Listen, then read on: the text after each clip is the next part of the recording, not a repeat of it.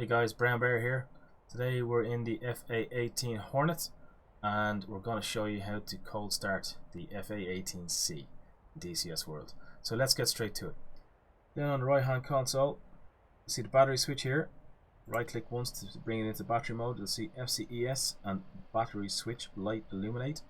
On the left hand side console, right click on the APU switch. You'll hear spooling up there. Let's go ahead and close our canopy. You can do this by pressing left control and C, or left clicking here and holding. See, she's come down.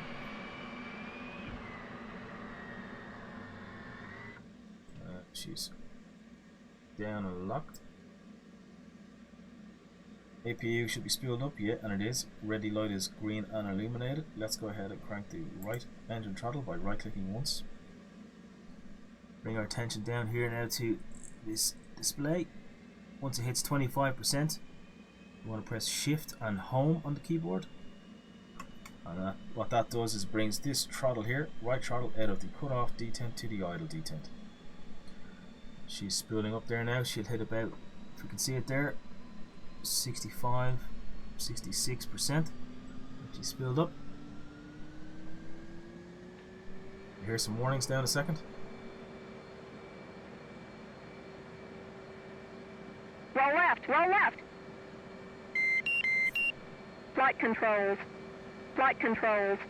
Now I want to go ahead and left click and drag. Position lights on. It's too bright today for formation lights. We don't need those. And there we have strobe lights just behind this throttle. They are set to bright in case you can't see that. On the right hand console, we want to go over to sensor panel. Sensor here. And right click twice on the radar knob to bring it into operational. Once, twice, and then the same for INS to ground. Once, twice. What this does is this will allow our INS system to start aligning, which is our inertial navigation system. And what we want to do next is we want to very quickly turn on these displays. Right click twice. Left click and drag. Left click and drag on the MCPD as well. Turn up the brightness on this bad boy as well. Let's go ahead and really quickly, while that's warming up, crank the radar altimeter.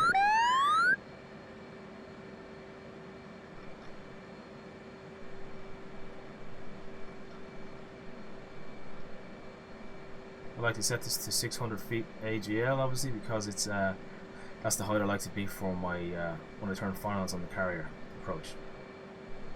So let's go ahead and backspace on the keyboard to get rid of the stick so we can see this a bit better. And I don't want to wait 5 or 6 minutes for the INS to align, so I'm going to use the stored heading in the jet by boxing stored heading here. Left click once, and that will possibly align the INS within 1 to 2 minutes. So let's go ahead and silence the master caution. Let's go ahead on the left hand side, left click once to crank the left engine. Let's bring our attention back down to this dial again here. Once she hits 25, let's go ahead and move the left throttle out of the cut-off detent to the idle detent by pressing left, alt, and home. And confirmed. Okay, so continuing our sweep from right to left, what we want to do here is right-click once on the FLIR knob to bring it into the standby position. What this does is, if you have a targeting pod on the jet, it will send power to the targeting pod, allowing it to warm up, and then once you're in the air, you can just flick the switch into on, and you are ready to go. You don't have to wait for it to power up. So it's a good idea to do this if you do have the targeting pod fitted. Lights to your desire. It's too bright today for console or instrument panel lights or anything else. Let's go ahead and turn up our master caution warning light switch to bright, because it is quite bright out today. And let's left click and hold on the test switch to test our lights in the cockpit. Everything illuminates.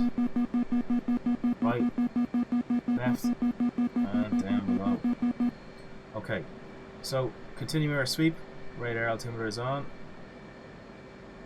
Let's go ahead and uncage the ADI, stop the ADI. Left scroll, middle mouse will scroll down to uncage that, guys, and then back up to adjust. Obviously this is quite washed out, as you can see. Just that sound there is the APU cutting off. Auto cuts off after 1 minute of the engine, the left engine, both engines being spooled up, sorry. That's very washed out, as you can see, so I don't like that. It's very hard to see. So this is the mode switch here. Double click, left double click, and just makes it that bit easier to see. And we can see here, because we use a stored heading, the INS system is already aligned, and we can see this by it says quality 0.6 OK, and the time that it took. Obviously the time has elapsed. If we had used this without the stored heading, this would still be aligning, but once it got to aligning, you'd probably have just slightly better quality, 0.5. So on the right hand console now, we can move the INS knob switch to nav or IFA. Previously, before the latest update in DCS World, we were restricted to nav because IFA wasn't functioning. But now IFA allows, what IFA does is, let's go ahead and click this twice into IFA. And what this does is it basically uses global positioning satellite or GPS to keep the INS system updated in the jet as we go, or best it can. Otherwise you'd have terrible INS drifts potentially, and causing you navigational issues. So continue our sweep. Let's go here onto display here. Left click once and twice, and then I like to bring up the FCS page. And we can see here we have a number of X's here. We want to clear those. So let's bring our attention down here to the FCS reset knob. Left click and hold. And while we're down here, this ruler trim switch, or it says take off trim push. Let's click and hold. And what that will do is clear all the red X's in the boxes, and it also sets our elevators to 12 degrees of pitch up trim ready for takeoff. So with that said, I'd like to change this display back to once click, second click to checklist page, and we'll come back to that later on. And on this page here, because INS is aligned, let's go menu, ADI, and let's box INS. And while we're here, let's turn on some systems here. Okay, so I want IFF, press IFF once, left click on. I also want data link, left click once, and left click once to on. And there we go. You can turn TAC on as well if you want. Let's just do it for the crack. On. It's currently tuned default to channel 1 X-ray, as you can see here, and it's set to transmit receive. Then further down on the left hand side, let's keep going. So we missed the system. Look at this, my sweep isn't working. Left click on our ALR67 to turn it on, and right click once on the countermeasure switch to turn it into the on position. So this sets it to pre-program. It'll dispense shaft flare accordingly. If you want to dispense shaft flare manually, right click this again to move it into the dispenser bypass position. Good idea to turn this off into the off position, and the radar into standby, or when it's actually active, this switch here you'll see SIL, which stands for silence, to silence the transmission of the radar, because you don't. What happens is if you're mid-air refueling or landing, especially if you're mid-air refueling and you're coming up, you don't really want to be cooking anybody ahead of you. So good idea to turn it off. Right here we can select our altimeter to baro or radar, or like to go radar on takeoff and landing. Let's left click once to bring that into radar mode, radar altimeter mode, and that's symbolized in the HUD by the OR. Okay, further down to the left hand side, let's right click our flaps into the half position. We are not ready to taxi, so our landing taxi light is off, but as soon as we get clearance we'll turn that on. This is the parking brake here. We obviously want to keep that because we don't want to be rolling away. And the hook bypass switch, because we're operating, as you can see, out of an airfield, needs to be set to the field position. Right click once for that.